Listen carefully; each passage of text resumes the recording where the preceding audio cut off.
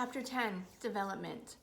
So we all develop at different rates, right? We're all continuously developing, even in adulthood. We're ever emerging, evolving creatures.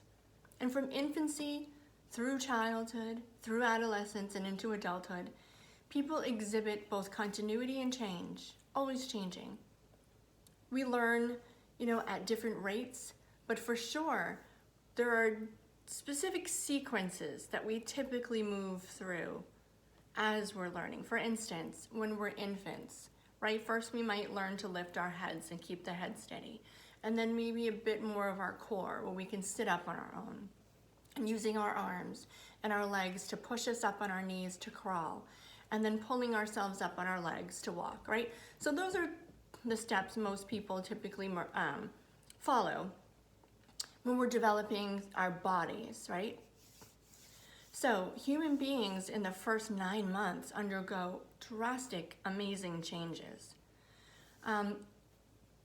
Researchers have even observed little children in a playroom for an hour. And what they've seen is kids between 12 to 19 months old. They take an average of 2,368 steps, travel 0.4 miles, and fall about 17 times. Incredible. And they're learning through this, right? They're learning through those falls and those missteps, as we all do. And then there's a sensory motor stage, right? This is when infants are exploring with their hands and with their mouths, putting things in their mouths, grabbing things, pulling on things, right? They're exploring, they're checking out their environment and how their body works. Now, pre-operational children become involved in more complex cognition, right? We can understand things like, if I push something to the edge of the table, it'll probably fall off. I can tell that if you put two objects next to each other, one is larger than the other, one is heavier than the other. You can start to measure and understand more abstract concepts like those.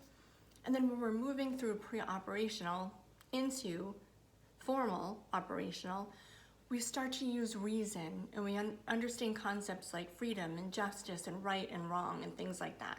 So that's the more formal operational stage.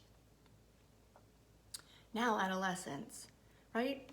About 60% of pre-industrial societies don't even have a word for adolescence. Childhood, adulthood, no in between. For instance, there's a young girl in the Krobo culture, right? When she begins to menstruate for the first time, she's taken into seclusion by the other women in her tribe. For 2 weeks, they teach her about sex and birth control and marriage.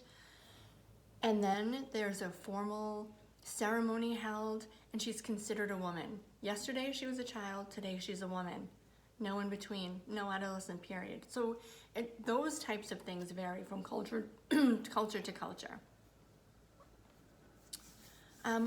Older adults, believe it or not, research shows that they experience much less stress and worry and anger than young adults do. And that might have to do with our growing and maturing brains. Young brains have not matured enough to the point where they can understand certain things. They just don't have the maturity to regulate themselves. So that might make sense to those points. And research also shows that marriage has a positive effect on happiness, especially in the first 5 months. Parents tend to be less happy than non-parents in some cultures, right? So in some countries, very happy, they have the support that they need, they feel fulfilled. In other cultures and countries where there's less money, less resources, they're poor, right? You would see less of that happiness and fulfillment. So again, depending on your culture, your background, your experiences, your development, and your experiences and who you become will change and vary, right, across cultures, across socioeconomic status, and such. So as far as development goes, there are certain periods where there's sort of a strict way that we develop, and others where it's much more fluid and different from person to person. So get on, read the chapters, see your videos, and get on the discussion board, and we'll move into personality, chapter 11, next time.